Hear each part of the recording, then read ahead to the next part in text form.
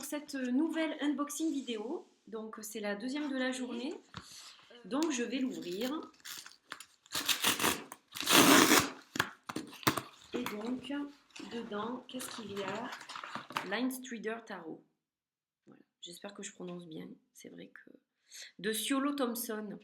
Alors en fait ça a été un deck auto-published qui s'est vendu très très rapidement. Et du coup, alors qui est-ce qui a racheté les droits là? C'est Llewellyn, je crois.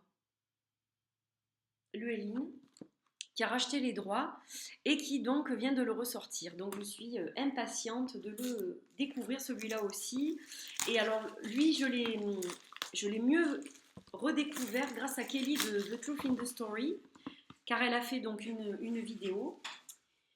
Et donc, voilà, j'étais impatiente de le recevoir. Donc, je me doutais qu'il arriverait dans une boîte en carton souple. Voilà, donc ça, c'est pas une surprise. Alors, qu'est-ce qu'on a dans cette boîte en carton? On a un vrai livre. Ça, c'est super. On a un vrai livre qui a l'air très très complet. L'illustration est magnifique, comme vous pouvez le voir. Voilà, vraiment vraiment très belle.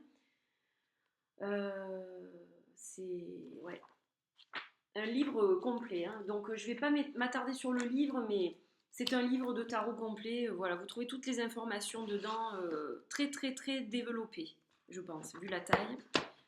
Voilà. Et donc, eh bien, on va aller tout de suite aux cartes. Donc, elles sont filmées.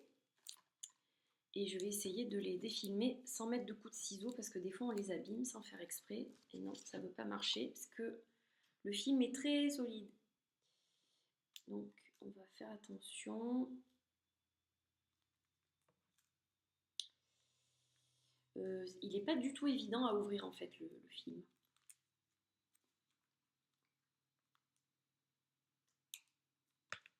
J'ai mis un petit coup de ciseau. Est-ce que ça a marché? Non.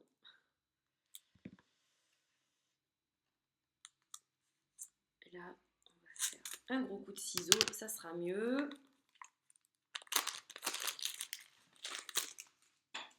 Voilà. Donc en fait, déjà, je vais vous montrer le dos des cartes, qui est magnifique. Il s'agit de taches d'encre, donc très très beau. Et alors, ce tarot, en fait, j'ai beaucoup hésité avant de le prendre. J'ai raté en fait l'auto-publié. Et puis après, je me suis dit, de toute façon, je sais pas si c'est vraiment un jeu que je vais aimer, parce que les illustrations, elles sont quand même... il y a beaucoup de noir et blanc, il y a très peu de touches de couleur. Il est particulier. Et après coup, je me suis dit, mais attends, le Wild Unknown Tarot, tu l'adores, il y a très peu de couleurs. Et celui-ci, en l'occurrence, est très épuré, c'est-à-dire il n'y a pas de bordure. Vous allez voir que les titres sont discrets et l'illustration, elle est aussi très épurée. Voilà, il n'y a pas beaucoup de détails. Enfin, c'est pas vraiment qu'il n'y a pas beaucoup de détails, mais il faut que je vous le montre parce qu'il est particulier, vous allez voir. Donc là, vous avez la carte du fou, qui est magnifique. Le magicien, j'adore. Je trouve trop beau, ce singe, avec ses yeux, là. La grande prêtresse, magnifique. Alors, de temps en temps, vous voyez derrière les taches d'encre. L'impératrice, il est vraiment très beau. Les couleurs, elles sont... Il y a un mélange, un équilibre entre le noir et blanc et les couleurs. L'empereur. Le hiérophant. Avec l'ours, donc ça me fait penser un peu au jeu Le Normand, donc au protecteur, au guide.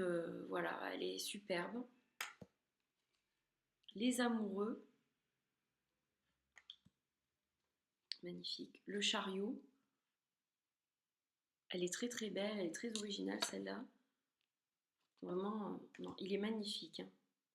La force. C'est un très beau jeu.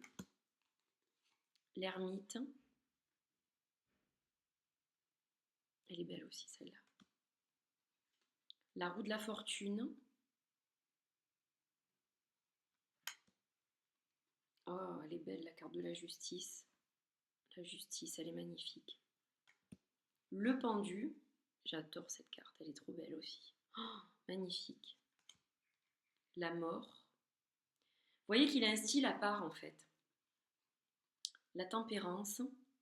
Et puis, il n'y a pas de bordure, hein, donc ça. Le diable, il est vraiment très beau, hein. La tour, ça fait un peu asiatique, j'aime bien. L'étoile. La lune, donc on retrouve le chien, le loup, entre chien et loup, hein. Voilà, on retrouve l'écrevisse. C'est vrai que vraiment,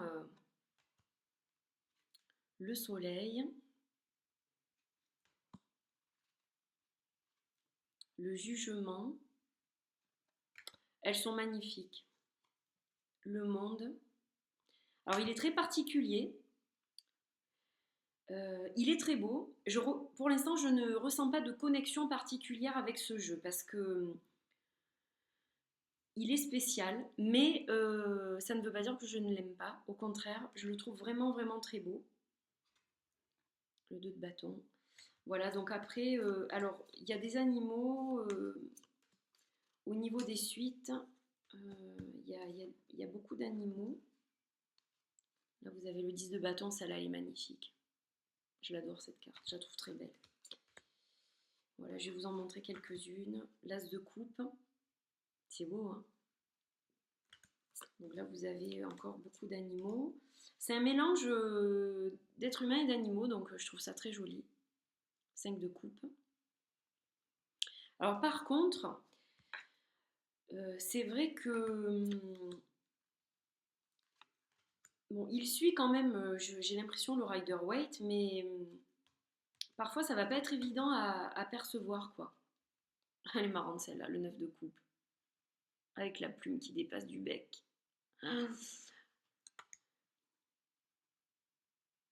Je pense que c'est bien d'avoir le livre, justement. 10 de coupe. Je pense que c'est intéressant d'avoir le livre quand on bug sur une carte. C'est intéressant de voir un peu ce qu'il est dit dans le livre. La reine de coupe.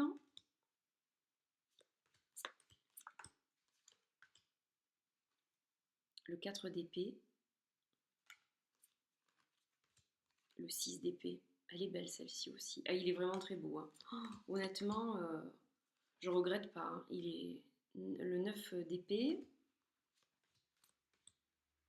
Ah, celle-là, elle est marrante parce qu'elle est dans un cercle, cette illustration. J'aime moins ça.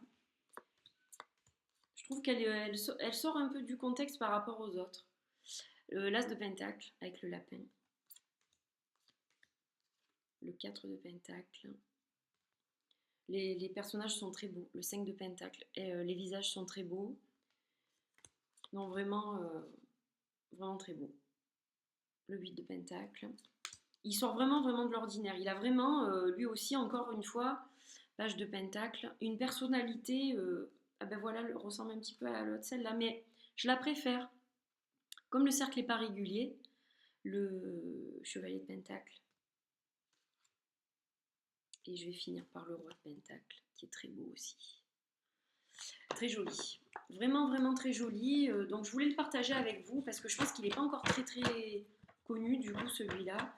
Donc il vient juste d'être publié chez Lueline. Voilà, donc les bordures sont blanches. Ça s'accorde très bien avec le dos, avec les illustrations, parce qu'il y a beaucoup de blanc. Il est très pur en fait ce jeu. Il est très, très, très, très pur. Voilà, pour un travail presque angélique, je dirais. Le fait qu'il y ait tout ce blanc, c'est assez, assez différent des autres jeux que j'ai. C'est vrai qu'il a vraiment une âme toute particulière. Et donc, je pense que ça vaut le coup d'avoir le livre qui a l'air vraiment très, très bien détaillé. Donc, par exemple, pour la carte du chariot, je vois qu'il y a l'illustration en grand. Donc, ça permet de voir tous les détails. Ensuite, vous avez des mots-clés.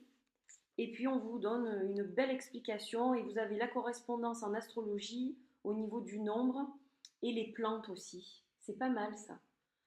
On associe les plantes à chaque carte, vous avez les plantes qui sont associées, donc ça peut être utile aussi. Voilà, je trouve ça assez bien fait. Et donc vous avez, je vois, des tirages. Donc non, non, vraiment très complet le livre. Voilà, un très joli coffret en somme. Vraiment un très joli coffret. Voilà, avec une boîte bon, qui n'est pas très solide. Hein. Là, je pense que je vais prévoir un sac parce que bon, c'est un carton souple, donc il va vite s'abîmer. Bon, il y a ça qui peut caler les cartes. Donc pour l'instant, ça va faire l'affaire. Mais je pense que par la suite, si je m'en sers vraiment souvent, j'envisagerai un sac. Voilà.